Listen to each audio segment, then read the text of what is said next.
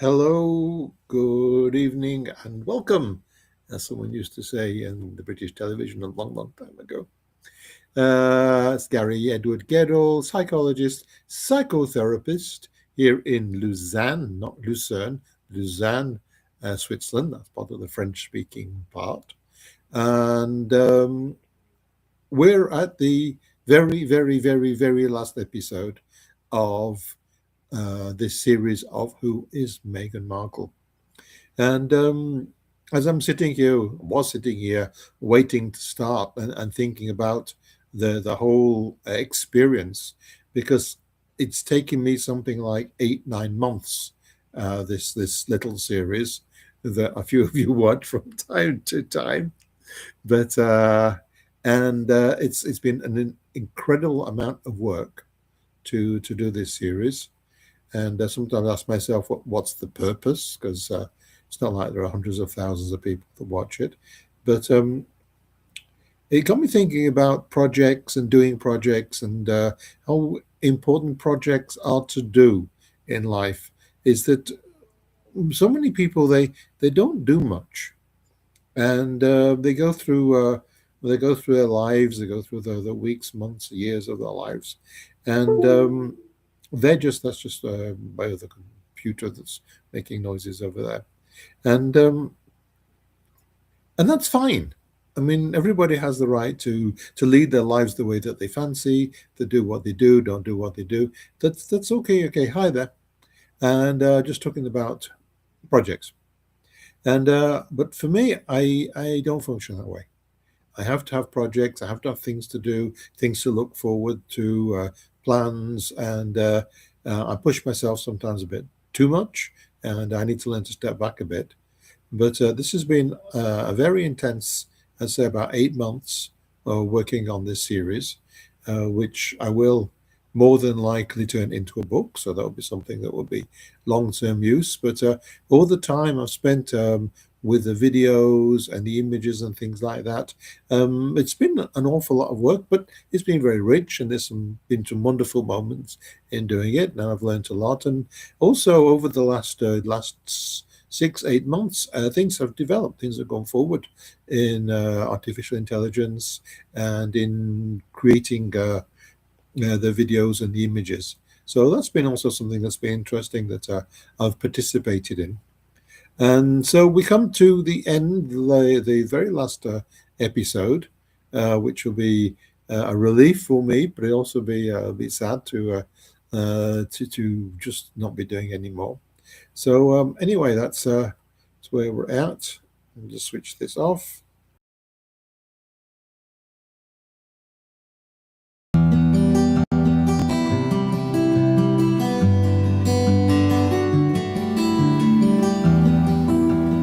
Who is Meghan Markle?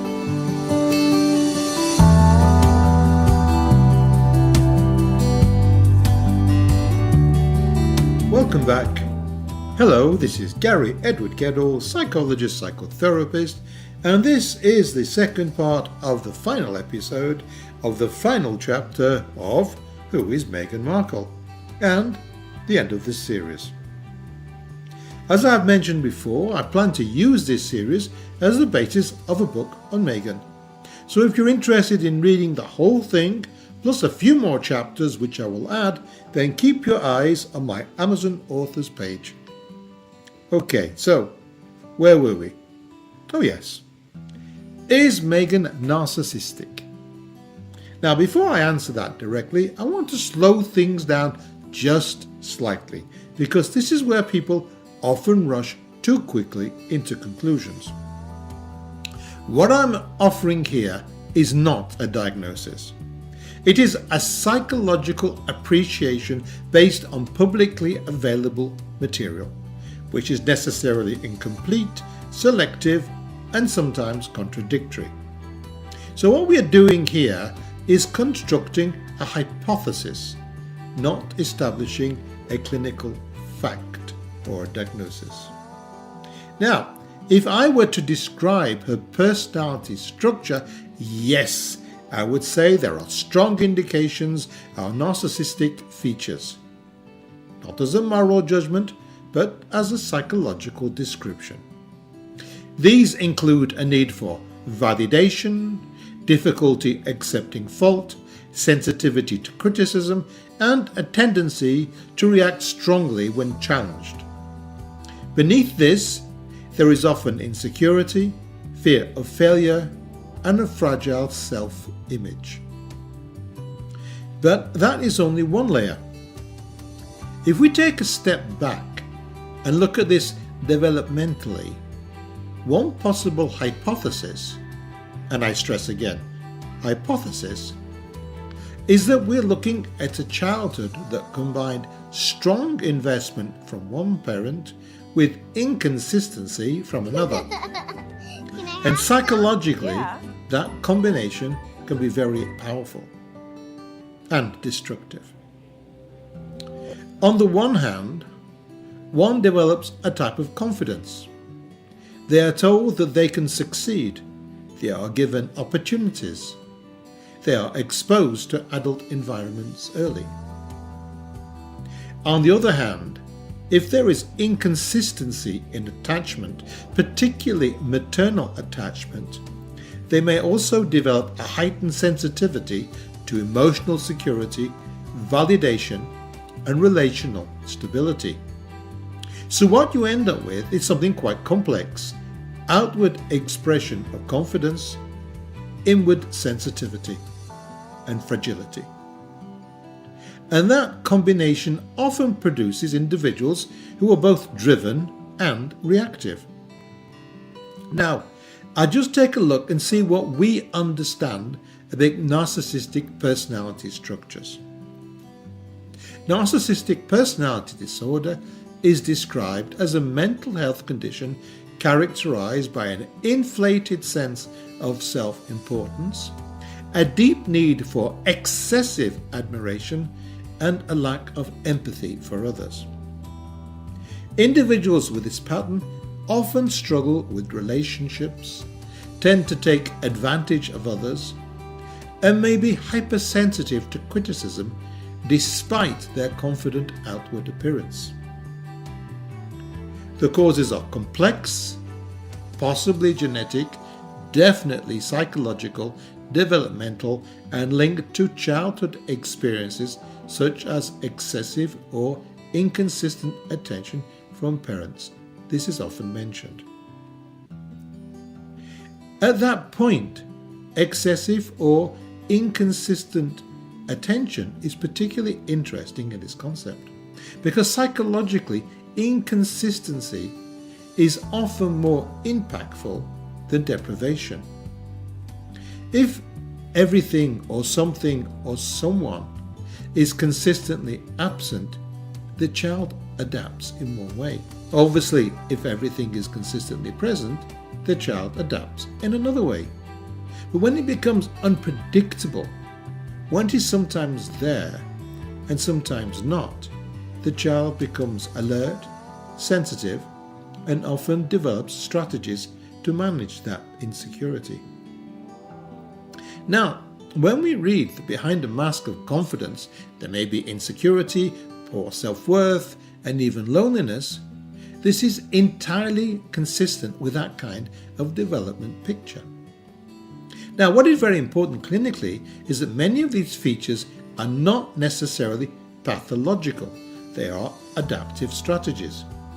These can be expressed as strong narrative control, emphasis on presentation, and focused management on how one is perceived. Very much as Meghan is. But these are not simply personality flaws. They are ways of maintaining psychological balance. In my book on coping strategies, I look at the different strategies that people put into place as children so as to cope with their environments. The more an environment is safe and predictable, the more balanced and flexible are the coping strategies. The more an environment is unsafe and unpredictable, the more extreme and rigid they will be. What is seen as psychopathology can also be expressed as extreme and rigid coping strategies. If your internal world feels uncertain, you stabilize your external world. The one way of doing that is through control. Hence, the big boss syndrome, as mentioned several times in other episodes. Now, there are also elements that could suggest borderline traits: emotional reactivity, sensitivity to perceived rejection. But overall, I would lean more towards a narcissistic organization. And the reason for that is quite simple. Despite the reactivity, she appears capable of maintaining roles over time, sustaining relationships where they function, and operating within structured environments for a long period of time.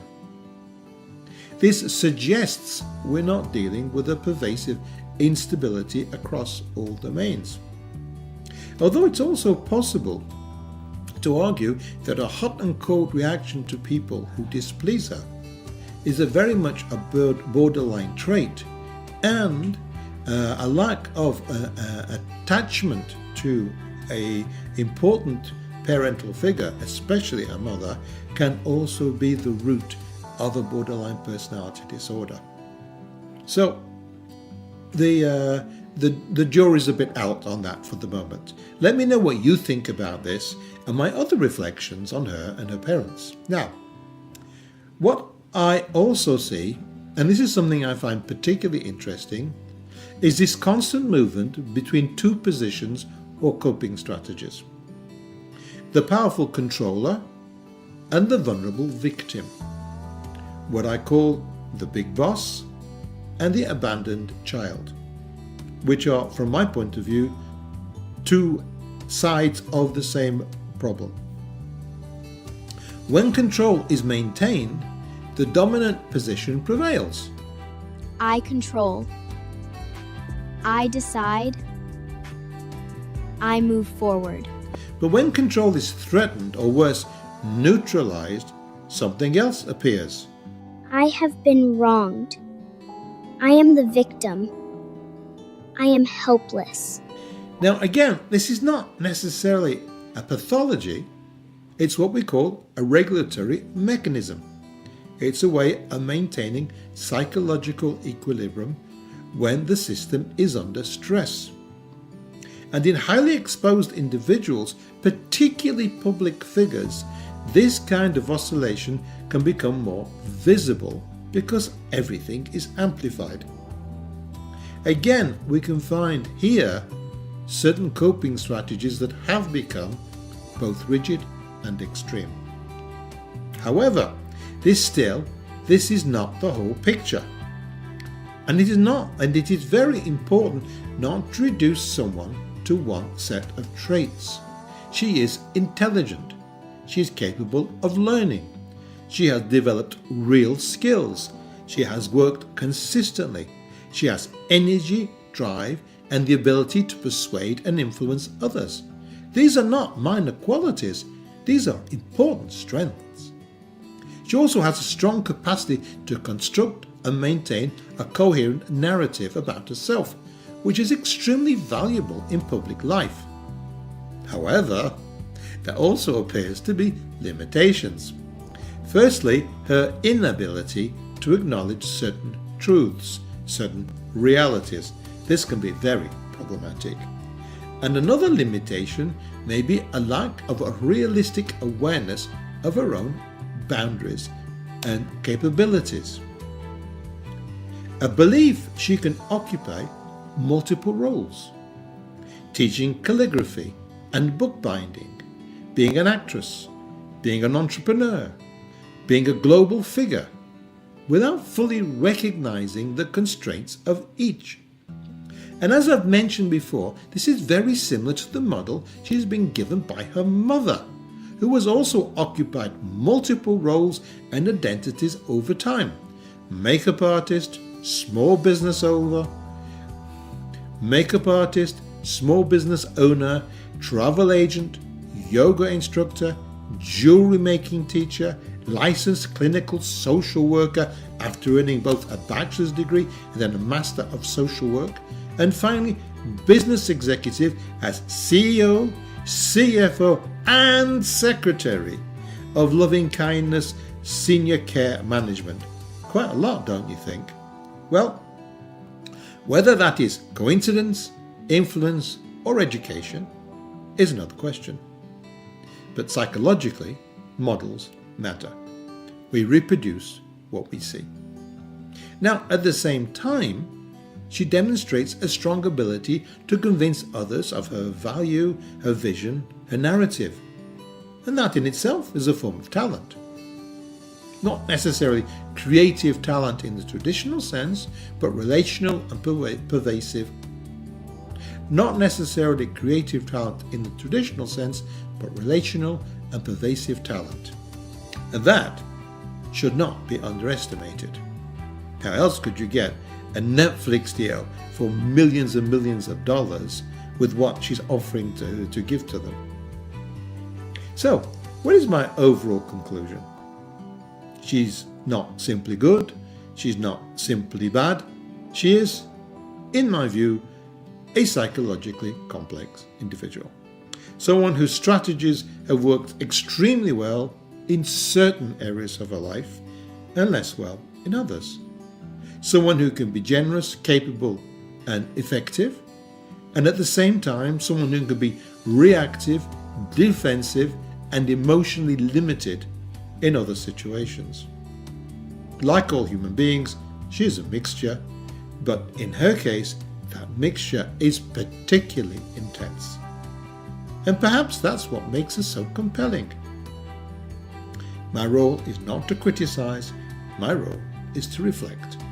And perhaps, if there's one thing to take from this, it's this: that psychological strategies that help us survive and succeed at one stage of life can become limiting at another, and that real growth often requires stepping back, slowing down, and allowing something more stable, more grounded, and more flexible on the relational level to emerge.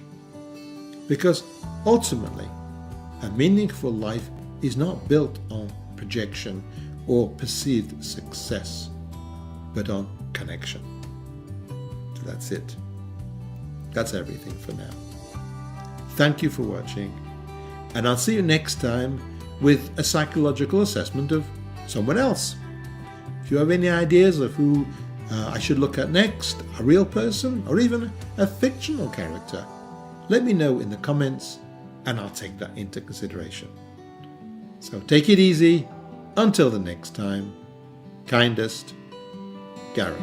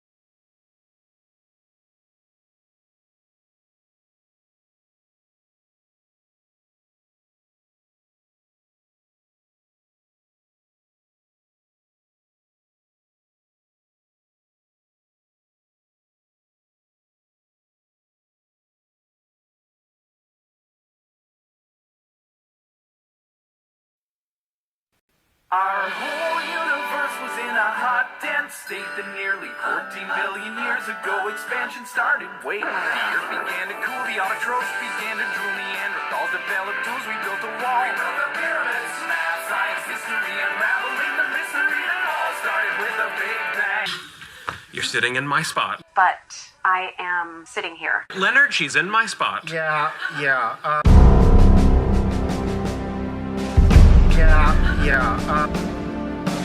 Sheldon, sit! Math, science, history,